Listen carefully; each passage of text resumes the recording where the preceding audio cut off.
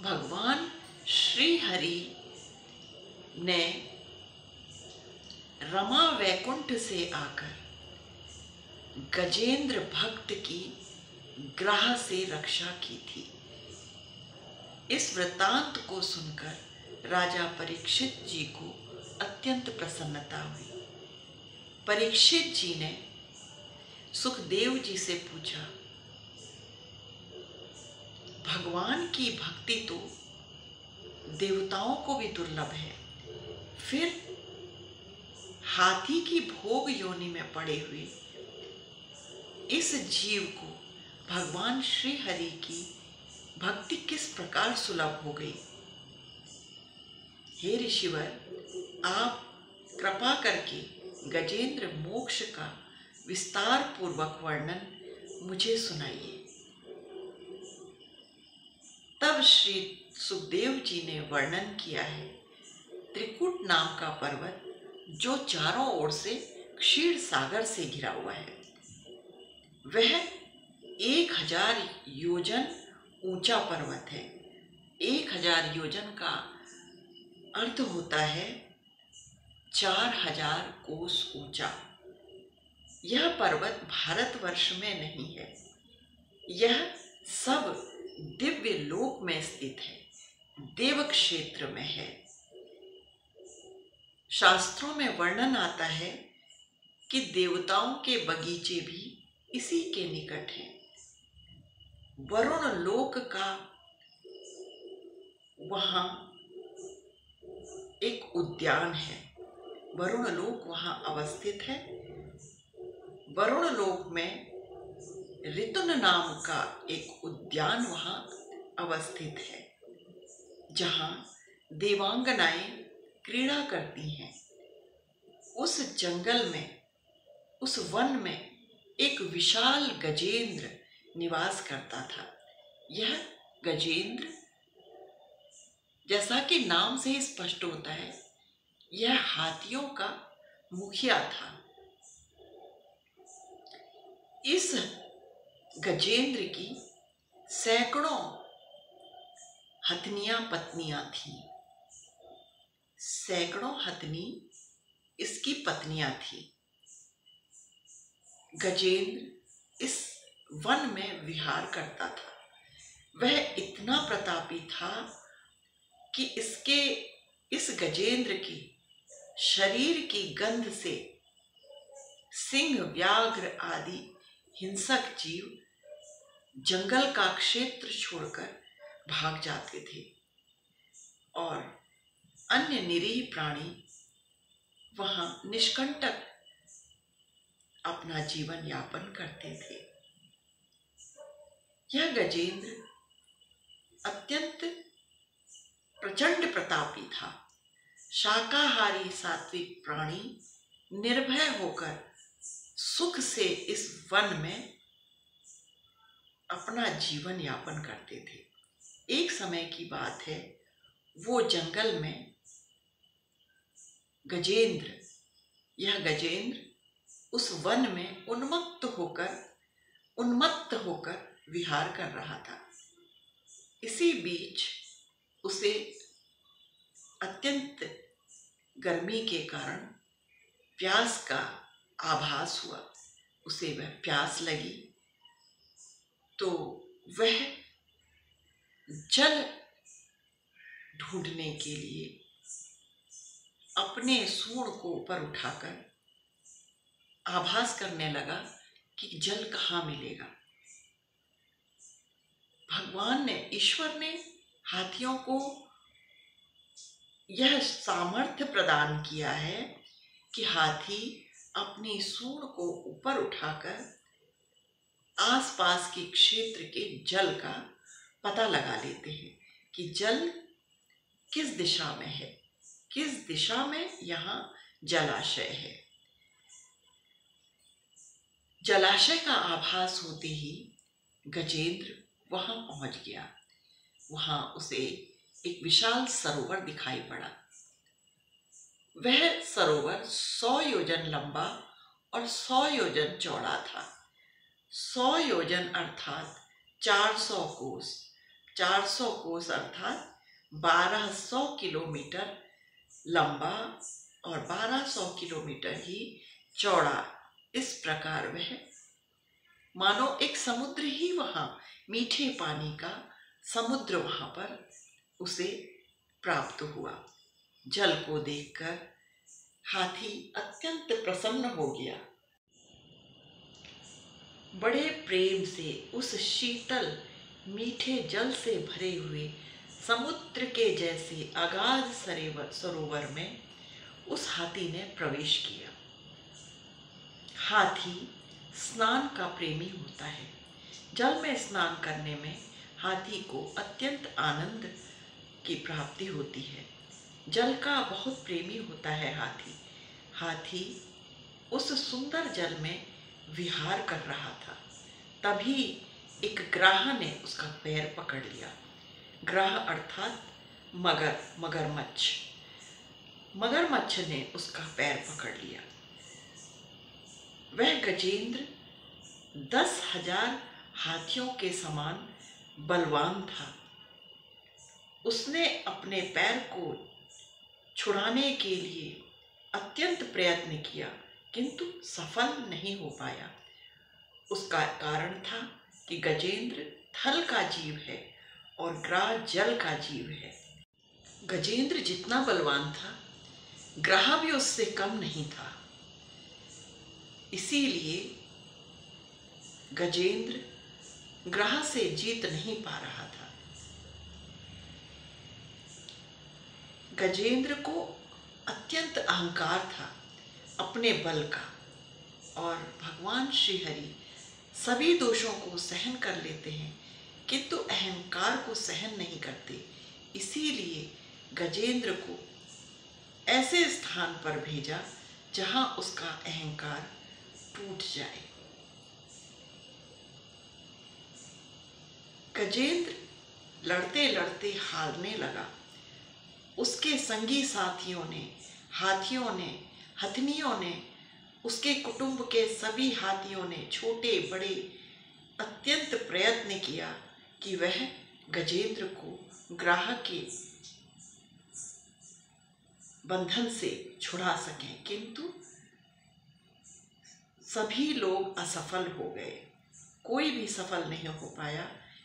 धीरे धीरे एक एक करके सब चले गए। गजेंद्र अकेला रह गया। जितना सामर्थ्य था, अपने सामर्थ्य तक गजेंद्र ग्राह से लड़ता रहा। यह युद्ध 1-2 दिन नहीं, किंतु 1000 वर्ष तक यह युद्ध चला। यह सतयुग की बात है और यह सामान्य लोक नहीं, किंतु वरुण लोक के निकट की बात है। वहां जीवों की आयु अत्यंत लंबी होती है। 1000 वर्ष तक यह युद्ध हुआ। न गजेंद्र हार मान रहा था और न ही ग्राह हार मान रहा था। धीरे धीरे गजेंद्र का बल क्षीण होने लग गया। उसका कारण यह था, एक तो गजेंद्र जल में था, दूसरा उसको भोजन की प्राप्ति नहीं हो पा रही थी और न ही आराम करने के लिए नींद हो पा रही थी। उधर दूसरी ओर ग्राह तो गजेंद्र का खून रक्त पी रहा था। अंत में गजेंद्र ने निश्चय कर लिया कि अब तो अपनी सामर्थ्य के बल पर मैं नहीं जीत पाऊंगा। 1000 वर्ष तक लड़ने के पश्चात भी मैं जीत नहीं पा रहा हूं। अब तो उसके बुद्धि में यह बात आ गई कि भगवान की कृपा से ही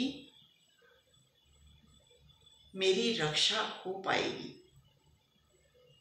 ईश्वर चाहेंगे तभी मैं इस युद्ध से जीत पाऊंगा। जिस मनुष्य के, जिस जीव के जीवन में विपत्ति नहीं आई, वह मनुष्य बोध को प्राप्त नहीं कर सकता। भगवान की कृपा संकट आने पर ही प्राप्त होती है।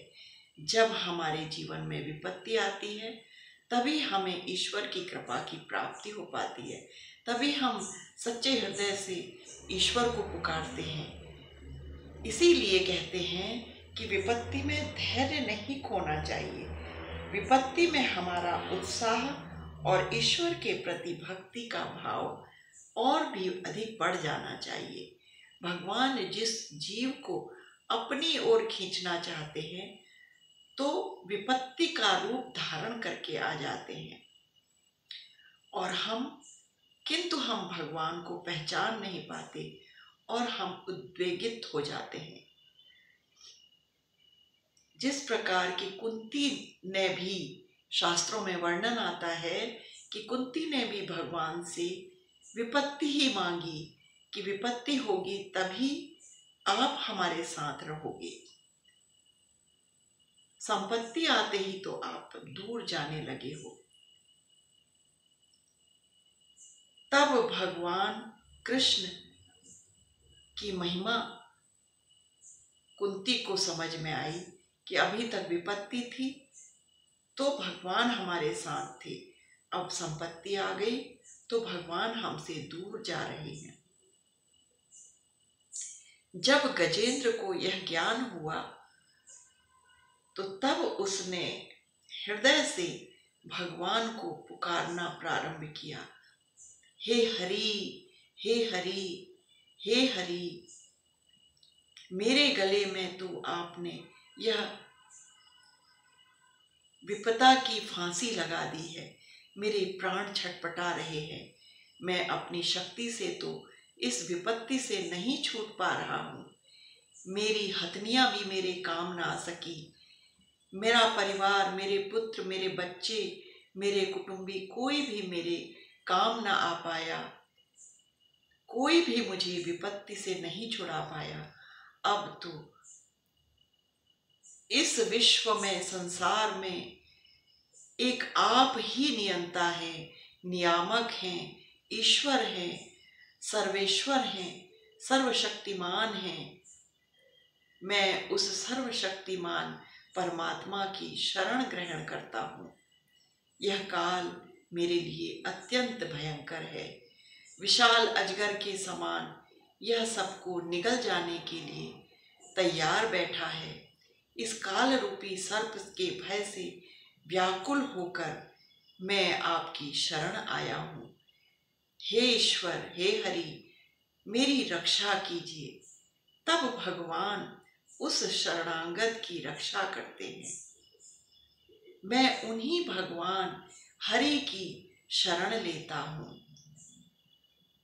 यह गजेंद्र पूर्व जन्म का भक्त था और पूर्व जन्म में जिस स्तोत्र का पाठ करता था वह स्तोत्र इस योनि में उसे स्मरण में आ गया और उसने इस स्तोत्र का पाठ आरंभ कर दिया, जिसे गजेंद्र मोक्ष कहते हैं। पूर्व जन्म में वह इसी जन्म का पाठ करता था। कहा जाता है कि जीवन में हमें किसी न किसी स्तोत्र को अवश्य नियम से पाठ करना चाहिए। गजेंद्र मोक्ष के लिए कहा जाता है कि गजेंद्र मोक्ष का पाठ जो नित्य करते हैं उन्हें मृत्यु के समय भगवान श्री हरि अवश्य याद आते हैं। यदि वह मूर्छा में भी चला जाए तो भी भगवान उसे अवश्य याद आते हैं। यदि भगवान उसे याद नहीं आते तो भगवान उसे याद कर लेते हैं। मृत्यु के समय भगवान उसका उद्धार कर देते हैं। इसीलिए हमें किसी न किसी स्तोत्र को अपने जीवन में नियम से ग्रहण कर लेना चाहिए, अर्थात एक किसी स्तोत्र का पाठ हमें अवश्य करना चाहिए। गजेंद्र उद्धार की लीला किसी के साथ भी हो सकती है।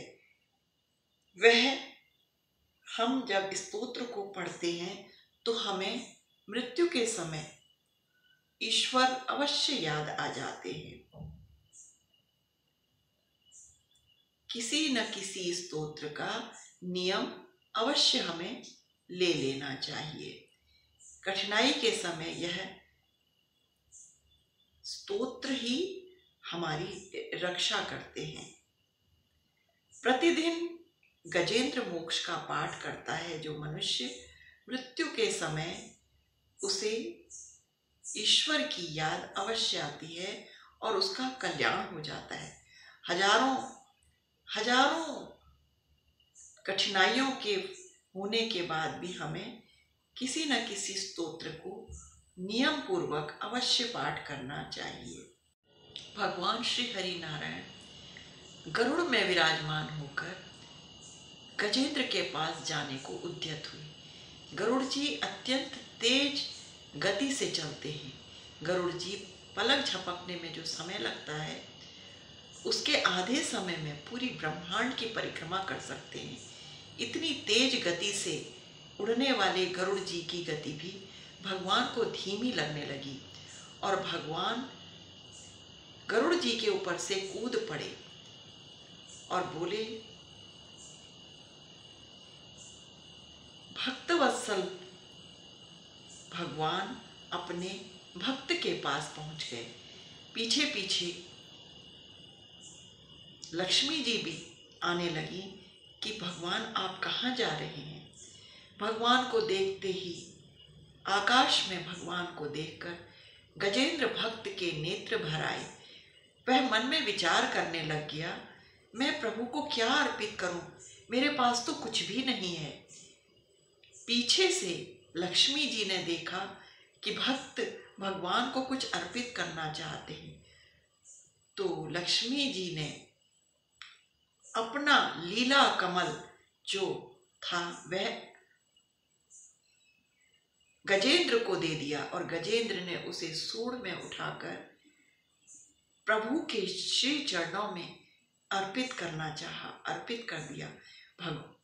भगवान श्री हरि ने गजेंद्र भक्त के सूंड से कमल अपने हाथ में ले लिया और दूसरे हाथ से उसकी सूंड पकड़कर उसे खींचकर बाहर निकाला। भगवान की कर कमल से चक्र छूटा और चक्र ने ग्राह का कल्याण कर दिया। पहले ग्राह को मोक्ष दिया, फिर गजेंद्र की मुक्ति हुई। गजेंद्र जल में थे और जल में जहां तक मनुष्य स्नान करते हैं वहां कमल नहीं होते। लक्ष्मी जी ने अपना लीला कमल दे करके गजेंद्र को की मनोकामना पूरी की कि गजेंद्र ने पुष्प अर्पित कर भगवान को अपने भाव समर्पित किए। भगवान ने पहले ग्राह का उद्धार किया, फिर गजेंद्र का, क्योंकि चरण पकड़ने वाले का उद्धार पहले होता है। वह ग्राह पूर्व जन्म का हुहू नाम का गंधर्व था। महात्मा देवल इसी सरोवर में खड़े होकर संध्या उपासन कर रहे थे। संध्या के बाद गायत्री का जाप कर रहे थे। यह हुहू नाम का गंधर्व गोता लगाते हुए डूबा और गोता लगाते हुए ही संध्योपासन कर रहे इन महात्मा के पैरों को पकड़कर पानी में खींच ले गया। महात्मा देवल घबरा गए तो फिर हुहू नाम के गंधर्व ने उन्हें छोड़ दिया। महात्मा तैरकर किनारे आ गए और वह गंधर्व भी किनारे आ गया और हंसने लगा। महात्मा को अत्यंत क्रोध आया। उन्होंने कहा, मूर्ख, ग्राह की तरह मेरे पैरों को पकड़ता है, जा इसी सरोवर में तू ग्राह बन जा। हुहू नाम का गंधर्व रोने लगा और रोते हुए बोला, संत के चरण पकड़ने से तो आशीर्वाद मिलना चाहिए और मुझे तो यह श्राप मिल गया कि मैं ग्राह बन जाऊं। इसी प्रकार गजेंद्र भी पूर्व जन्म में इंद्रद्युम्न नाम का राजा था, द्रविड़ देश का राजा था, जिसे युवावस्था में ही वैराग्य हो गया। वह सब कुछ त्याग कर जंगल में आकर भजन करने लगा। भजन से इसकी प्रसिद्धि हो गई। इसकी प्रसिद्धि सुनकर अगस्त्य जी महाराज अपने शिष्यों के साथ इंद्रद्युम्न ऋषि के पास दर्शन करने आए। इंद्रद्युम्न उस समय माला जप कर रहा था। वह और भी अधिक जाप करने की मुद्रा में आंखें मूंद कर बैठ गया। ये महात्मा तो घूमते ही रहते हैं, अभी हमारा नियम नहीं हुआ। हम तो अब बड़े महात्मा हो गए हैं, लोग हमारा दर्शन करने आते ही रहते हैं। इस प्रकार इसे अहंकार हो गया। अगस्त्य जी आए तो कोई बात नहीं, हम तो बैठेंगे और जब हमारा नियम पूरा होगा हम तभी इनसे मिलेंगे। इस प्रकार इसे अहंकार में डूबा देखकर अगस्त्य जी को रोष आ गया। अगस्त्य जी ने कहा, अरे मूर्ख, एक तो तू क्षत्रिय कुल का है, अच्छा है, भाग्यशाली है, भक्त है, युवावस्था में ही सब कुछ त्याग कर भजन में लग गया है, जटाजूट रख लिए है, बाबा की वेशभूषा बना लिया है, वेशभूषाधारी तू संत बन गया है, पर इतना अहंकारी हो गया कि ब्रह्मर्षियों से भी, ब्राह्मणों से भी अपना सम्मान कराना चाहता है। अरे मूर्ख, तू हाथी के समान बैठा है, जा हाथी की योनि में चला जा। इस प्रकार अगस्त्य जी के श्राप के कारण गजेंद्र को हाथी बनना पड़ा।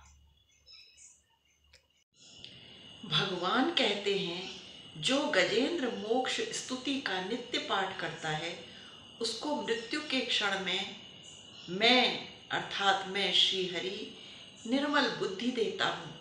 वह केवल मेरी ही याद करता है, मेरी याद करके वह मेरे धाम को प्राप्त हो जाता है। अतः नित्य गजेंद्र मोक्ष का पाठ का नियम हमें अपने जीवन में ले लेना चाहिए, जिससे हमें मृत्यु के समय श्री हरि की याद आए और हम श्री हरि के धाम को प्राप्त हो जाए। भगवान की स्मृति हमारी बुद्धि को, स्मृति को पुष्ट करेगी, जिससे कि हमें मूर्छा नहीं आएगी। मूर्छा आ भी जाए तो भी भगवान स्वयं स्मरण करके हमें अपने धाम में ले जाएंगे। अतः हमें संकट से निवारण के लिए भी गजेंद्र मोक्ष से बढ़कर कोई दूसरा स्तोत्र नहीं है। हमें यत्न करके गजेंद्र मोक्ष का पाठ नित्य नियम से करना ही चाहिए। ओम श्री हरि।